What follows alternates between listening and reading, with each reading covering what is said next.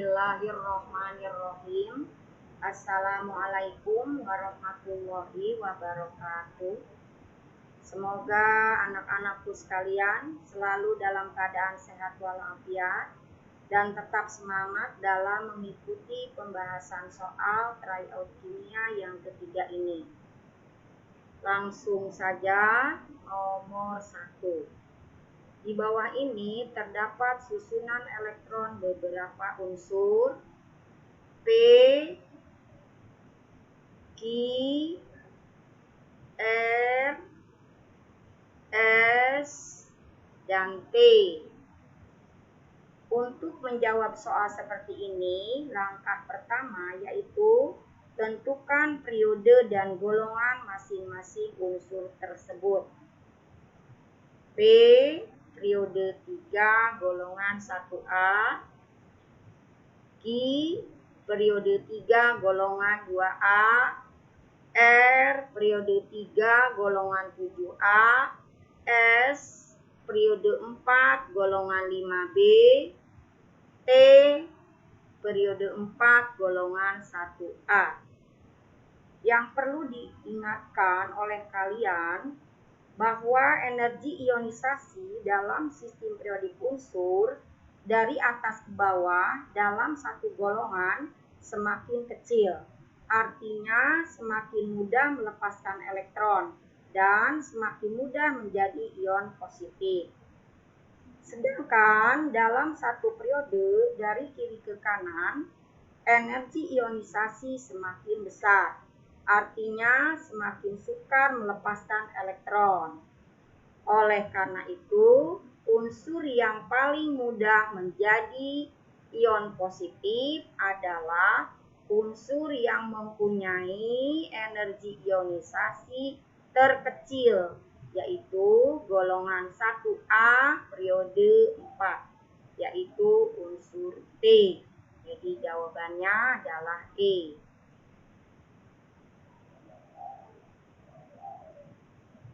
Nomor 2. Unsur Cl ada di periode 3, maka ion klorida akan mempunyai konfigurasi elektron yang sama dengan atom atau ion. Pertama, kita tentukan dulu susunan elektron berbagai ion atau atom berikut. F- nomor atomnya adalah 9, konfigurasinya seperti ini. Neon nomor atom 10, konfigurasinya ini. Na+, nomor atom 11, konfigurasinya ini. Kemudian Ca2+, nomor atomnya 20, konfigurasi elektronnya seperti ini. Ca2+, artinya di sini nomor atomnya 20 melepaskan elektron, maka elektronnya tinggal 18 ya. 18, kemudian Al3+, nah, jadi tinggal 10. Kemudian Cl-, nomor atom sel itu sendiri 17, maka Cl menerima elektron, maka bertambah jadi 18. Jadi konfigurasi elektronnya adalah seperti ini, berakhir pada kulit ketiga 3s2 3p6. Jadi ion klorida ini konfigurasi elektronnya sama dengan ion Ca2+. Jumlah elektronnya sama, yaitu 18. Jadi jawabannya adalah D, ion Ca2+.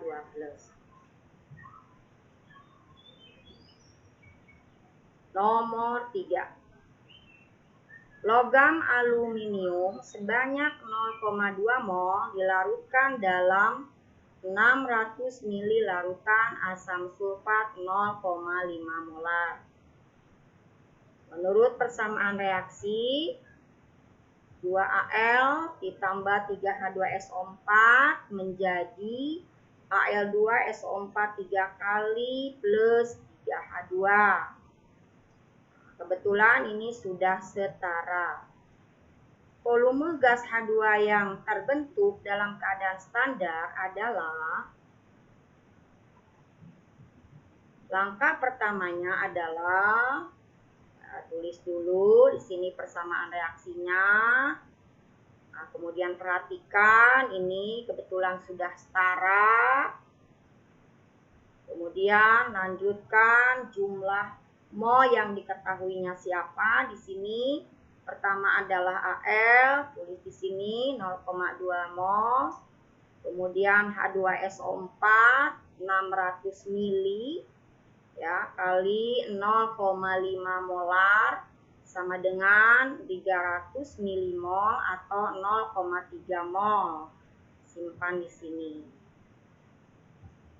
Nah, setelah itu perhatikan di sini H2SO4 0,3 mol. Nah, ini kita bagi dengan koefisiennya 0,1, di sini 0,2 mol dibagi 2 0,1. Jadi jumlah molnya sama, maka ini habis bereaksi. Oleh karena itu sebagai pembanding molnya boleh H2SO4 atau aluminium.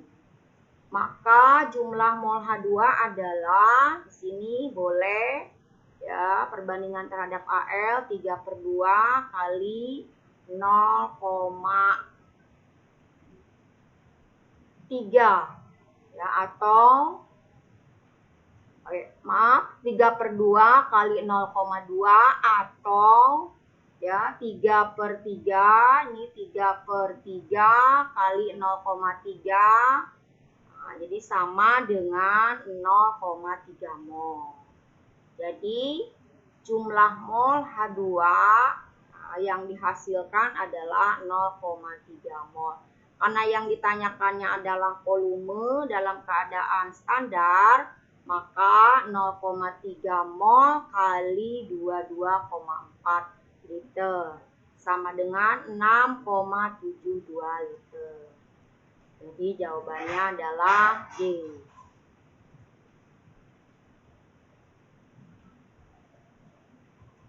Nomor 4. Berdasarkan reaksi berikut, N2O5 menghasilkan NO2 plus O2. Nah, ini kebetulan belum setara. Perbandingan laju penguraian gas N2O5 terhadap laju pembentukan gas O2 adalah, langkah pertama tuliskan dulu persamaan reaksinya dan setarakan. Kita setarakan di sini supaya sama, maka koefisiennya di sini 2, di sini 4, kemudian di sini 1. Ya, jika unsur sebelah kiri, jumlah unsur sebelah kiri dan kanannya sama, maka reaksi sudah setara. Perbandingan laju reaksi sama dengan perbandingan koefisien reaksi. Oleh karena itu di sini ya Pi N2O5 per Pi O2 sama dengan 2:1. Jadi jawabannya adalah D. Nomor 5. Pada reaksi HS- ditambah H2O menjadi H2S plus OH-. Ion HS- bertindak sebagai asam sebab menurut teori asam basa Arrhenius, suatu asam dapat menerima ion H+. Nah, perhatikan di sini pernyataannya. Ya, reaksi ini adalah merupakan reaksi asam basa berdasarkan Bronsted-Lowry. Menurut Bronsted-Lowry, asam adalah donor proton atau donor H+. Ini basa ya sama dengan akseptor proton atau menerima H+. Sedangkan tadi pernyataannya adalah Ion Hs- di sini H-nya 1 berubah menjadi H2S. Maka di sini Hs- itu menerima ya H+. Jadi dari Hs- menjadi H2S berarti menerima. Kalau menerima berarti kan akseptor. Ya, maka di sini Hs- itu adalah basa menurut Bronsted-Lowry. Maka pernyataan ini adalah salah. Sini sebabnya adalah menurut teori asam basa Arrhenius, suatu asam dapat menerima ion H+. Nah, menurut Arrhenius, asam adalah senyawa dalam larutannya melepaskan ion H+. Sedangkan basa adalah senyawa dalam larutannya melepaskan ion OH-. Jadi alasannya di sini salah. Ya, jika pernyataannya salah dan alasannya salah, maka jawabannya adalah E. Nomor 6. Asam hipoklorit HClO, nah ini asam lemah ya, memiliki Ka 2 kali 10-8.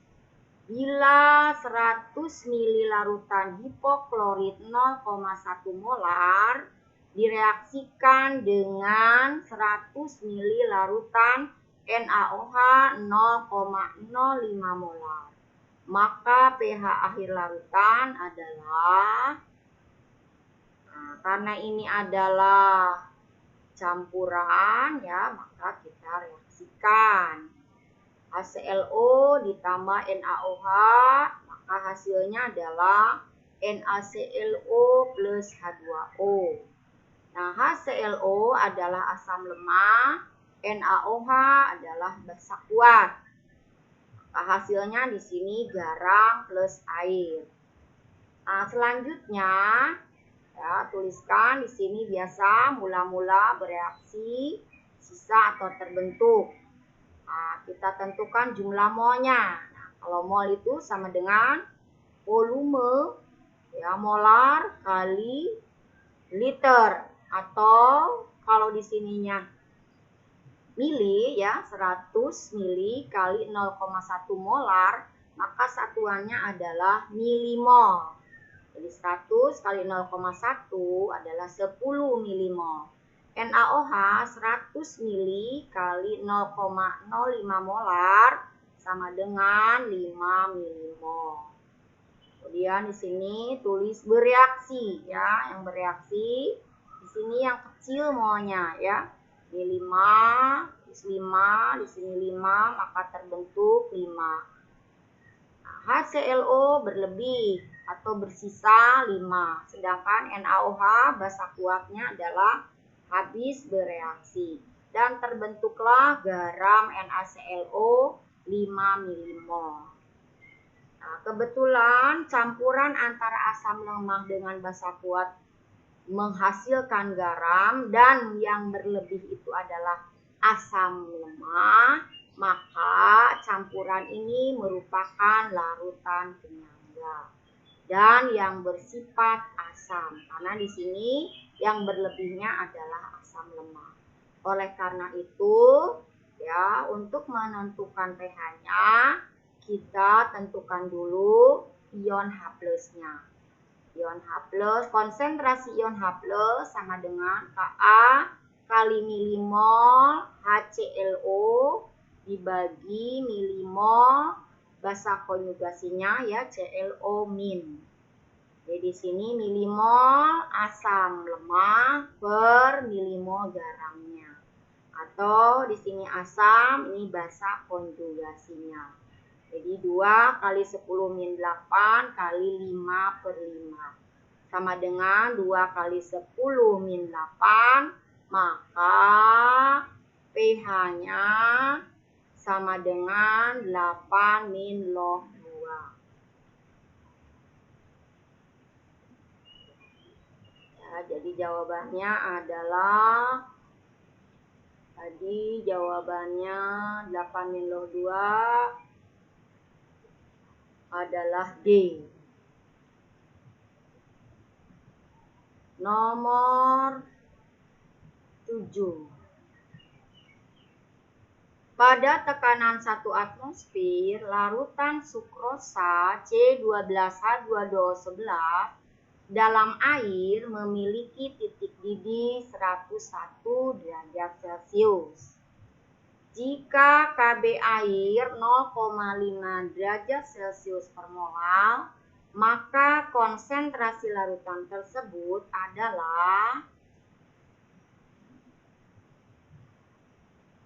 pertama diketahui ya, titik didih larutan gula sukrosa yaitu 101 derajat Celcius.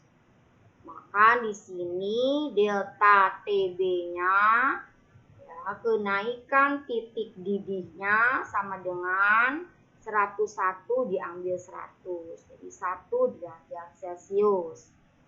Kemudian Kb airnya 0,5 derajat Celcius per mol. Yang ditanyakannya adalah konsentrasi molaritas. Jawab ya di sini langsung kenaikan titik didih delta Tb sama dengan Kb kali M. Delta Tb-nya 1 ya, sama dengan Kb-nya 0,5 kali M. Jadi M sama dengan 1 dibagi 0,5 sama dengan 2. Jadi jawabannya adalah kemolarannya sama dengan 2. Jadi jawabannya adalah D. Nomor 8. Dari keempat reaksi, di sini kebetulan reaksinya belum setara ya. Dari keempat reaksi berikut, yang merupakan reaksi reduksi oksidasi adalah untuk menentukan apakah reaksi itu redoks ya, reduksi atau oksidasi atau reaksi redoks, maka kita harus menentukan dulu perubahan di log unsur dalam senyawa tersebut ya. Biasanya unsur-unsur yang mengalami perubahan di log itu adalah berupa logam transisi.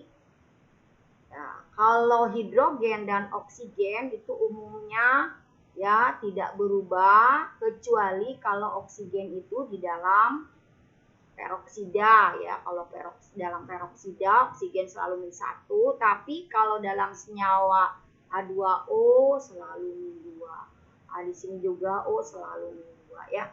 Nah, ini kita langsung saja ke sini. Yang kedua, NH3. N sini biloknya adalah min 3. Kemudian berubah menjadi NO, di sini biloknya N adalah 2. Nah, ini min 3 menjadi 2, naik ya, dioksidasi. Oksigen, nah di sini unsur bebas 0, nah, menjadi H2O, O selalu min 2 di sini ya, di 0 menjadi min 2. Maka dia turun, jadi reduksi. Oleh karena itu, nomor 2 ini termasuk reaksi redoks. Kalau nomor 3 sudah jelas, ini H tetap sama ya, tidak berubah. Kemudian di sini oksigen juga sama, di sini selalu min 2. Kemudian S juga sama tetap ya. Nah, yang keempat, SO2, S-nya 4, di sini 4, kemudian SO3 sini 6. O2 0, di sini min 2. Ya, 4 menjadi 6 naik oksidasi, ini turun reduksi. Ya, maka nomor 4 ini termasuk redoks. Ciri reaksi redoks ya antara lain adalah di dalam persamaan reaksinya ada unsur bebas. Ini contohnya ya, salah satunya ada unsur bebas. Jadi jawaban yang benar adalah reaksi nomor 2 dan 4. Jawabannya adalah C. Nomor 9. Diketahui data potensial reduksi standar. CD ya, sama dengan min 0,40 volt. Kemudian untuk CR sama dengan min 0,74 volt. Berdasarkan data tersebut, pernyataan berikut yang benar adalah. Nah, perhatikan di sini kita analisis dulu bahwa ya di sini NOCD ya, potensial reduksi CD minus 0,40 lebih besar dari potensial reduksi CR ya, ini min 0,74. Jadi NOCD lebih besar dari NOCR. Maka di sini CD sebagai oksidator mengalami reduksi sebagai katoda. Ya. Kemudian di sini otomatis CR-nya mengalami oksidasi, jadi sebagai reduktor. Ya, dan berupa anoda. Kemudian selain itu juga kita tentukan ya potensial reduksi standar dari reaksi tersebut adalah ya harga potensial sel reaksi dari CD dan CR tersebut adalah. Perhatikan di sini, ini dengan cara rumus ya, E0 sel sama dengan E0 katoda dikurangi E0 anoda. Atau ya, E0 yang besar diambil dengan E0 yang kecil. Nah, di sini sebagai katoda itu adalah CD, maka di sini minus 0,40 diambil minus 0,74 sama dengan 0,34. Maka di sini perhatikan, jadi jawabannya adalah yang benar.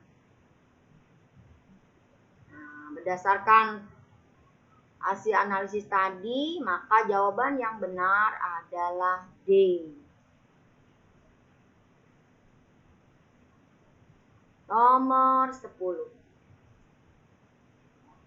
Nama UPEC yang benar untuk senyawa hidrokarbon di bawah ini adalah, perlu diingatkan oleh kalian ya, ada aturan yang menyebutkan gugus metil tidak pernah terdapat pada atom C nomor 1. Selain itu, gugus etil tidak pernah terdapat pada rantai C nomor 2 dan seterusnya. Sehingga nama senyawa tersebut yang benar adalah yang D. Perhatikan yang D ya, strukturnya seperti ini. 3,3,4 trimetilheksana. Jadi ini 1, 2, 3. 3,3,4 trimetilheksana. Itu jawabannya adalah yang D. Sekian pembahasan tryout kimia yang ketiga ini. Semoga bermanfaat. Kurang lebihnya mohon maaf. Wassalamualaikum warahmatullahi wabarakatuh.